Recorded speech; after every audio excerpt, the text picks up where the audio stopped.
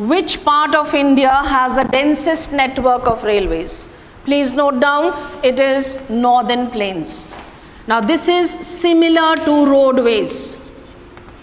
Largest number of roads plus rail are found in the northern plains. Northern plains means Indus, Ganga coming down to the Brahmaputra region.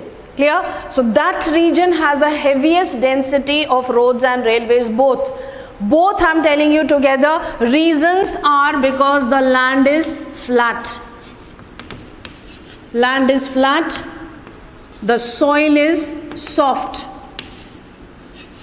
Soil is soft. Now both these reasons make construction easy and fast. This is the main reason. Clear? After this, if you are asked more points, you will mention high density of population. High density of population. Where there are people, they need transportation. And there are lots of people here. It's a densest populated area, right? Plus, one more point you can mention, agriculturally and industrially. Plus, industrially. The northern plains are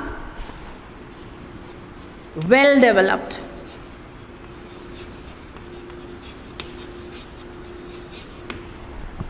Industrially developed means many factories are there, many types of raw materials have to be transported, and finished products also have to be transported. Agricultural, again, crops have to be taken from the fields to the marketing centers. Wherever there are people, all this work continuously goes on, daily it goes on. Clear? So both for roads and railways, please remember, these are the reasons why we have the heaviest density of roads and railways in the northern plains. If you are asked why the Deccan Plateau region does not have such a high density of roads and railways, you will write the opposite points. Clear? I'm just mentioning it verbally. In the Deccan region, land is rocky. Clear? The soil, it's not rocky and hard. So digging and construction becomes very costly, very difficult. Again, in the Deccan region, density of population is comparatively lesser. Plus, the plateau is a dissected plateau, broken up plateau, broken by the rivers, Mahanadi, Godavari and so on, which are flowing through that region. Clear? Northeastern parts of India, states like Assam, Meghalaya, Arunachal, they have very few roads and railways. Same reason you will write for all these regions, the land is hilly, having very rough terrain. Having very rough terrain. Terrain means surface area. Northeastern states, why they don't have? This is the reason why I have given you. Okay? So, about railways, so much of information you have. We move directly to advantages and disadvantages of railways. And we take it side by side.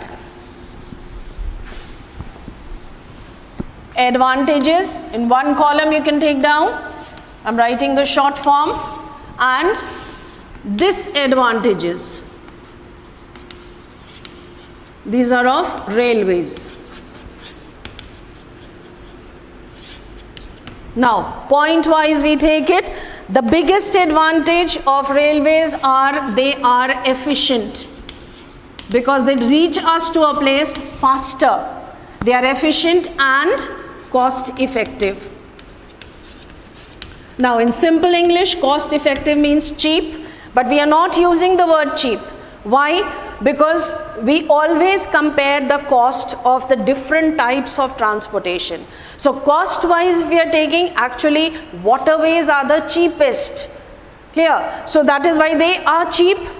How much is needed for moving from one place to another? That much we are charged. How much is needed for maintenance? That much is charged. That is why we use the word cost effective. Clear? Second point you note down for advantages of railways, and that is heavy plus bulky goods.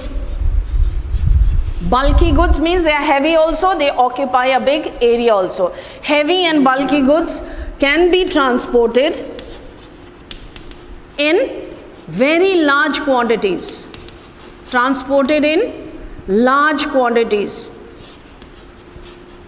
over a long distance. That is a very big advantage. In case of roads, we are limited by the size of the trucks and the road carriers. One vehicle can carry a limited amount. In case of a goods train, there can be so many wagons. Clear? A goods train, remember, has wagons to carry the goods. In case of a passenger train, we have coaches for the people to sit inside it. Come to the third point of advantage for railways. They provide comfortable journey. For long distances, they are very comfortable to travel in. Why? Because we can lie down also. Apart from sitting in any position, we can lie down also, and mainly, here you mention mainly for small children and senior citizens. I think all the points are simple and easy to understand. Then you come to the fourth advantage of railways. This is other than the normal transportation, they facilitate the movement of troops, police troops, army troops. Clear? Large battalions are transported from one center to another, and they carry everything with them. They have special trains for this purpose. You might have seen, if you have had a chance, that they carry not only people, they carry the trucks, the military trucks also, from one place to another. So this is a very big advantage. No other way we can transport them. The last point, one more point, write down. They help to provide aid, AID, they help to provide aid during natural calamities. When there is an earthquake, when there are floods, when there is a volcanic eruption and people in one part of the country are in trouble and they need help, then railways help us to carry food to them, water to them, any kind of supplies to them. Even medical personnel can be carried. So you have got altogether 5 points. The fifth one I have not written, I have dictated it. 5 advantages are there. Okay, we come to disadvantages. The first disadvantage is it lacks flexibility. Means roads can be still built anywhere, but railways, we need flat land. If there is a very dense forest, if there are too many rivers, if the land is very uneven, then building of railways becomes practically impossible. So this is one disadvantage. It lacks flexibility. Roads take us from door to door, one door to another door. Railways cannot do that. Okay. Second disadvantage, take down. Construction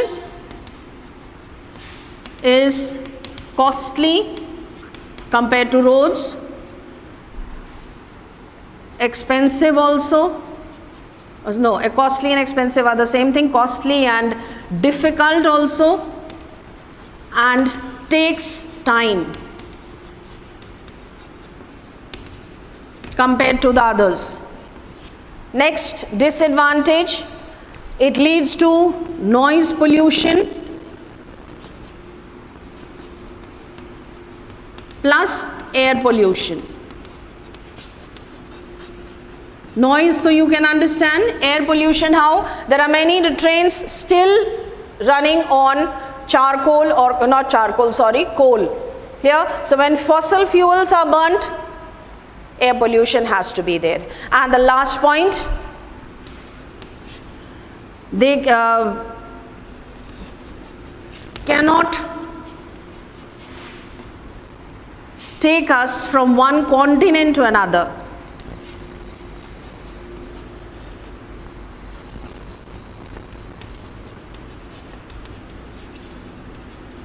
The reason is water barrier.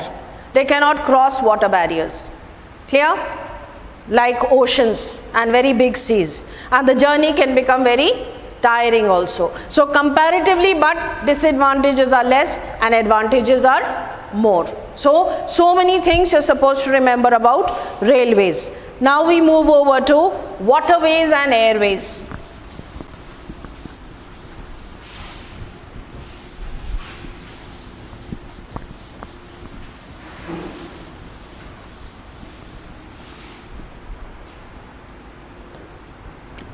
We come to waterways. Now, waterways means, in case of waterways, how are we communicating or transporting? What all things we need for waterways? It is divided into two types. One we call inland waterways, and the other we call overseas.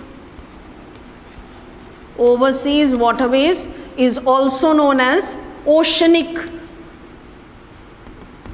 waterways. Clear? In case of waterways, what do we need? We need ships, we need boats. Boats become very small. We need steamers. Steamers are bigger ships, means bigger than boats, and they carry cargo. Clear? Material carrying through, being carried by waterways and airways, we use the term cargo for them. In case of railways, we were using the word freight for them. So these move on water. What is the biggest advantage of waterways? They are the cheapest of all the four means of transportation. Very cheap they are. We will come to the reason why. Overseas means the boats and ships are traveling on the seas and the oceans. Clear? This is possible for those countries which have a coastline. Means they are close to the sea. If they are not close to the sea, like Nepal and Bhutan, they are totally surrounded by land area, no waterways transportation is there. Clear? India is in a very advantageous position. It has got both inland and overseas transportation. Inland means within the country, and for this we use navigable rivers.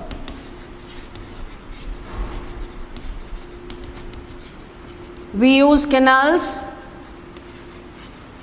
we use the backwaters. Backwaters are the lagoons along the Malabar coast.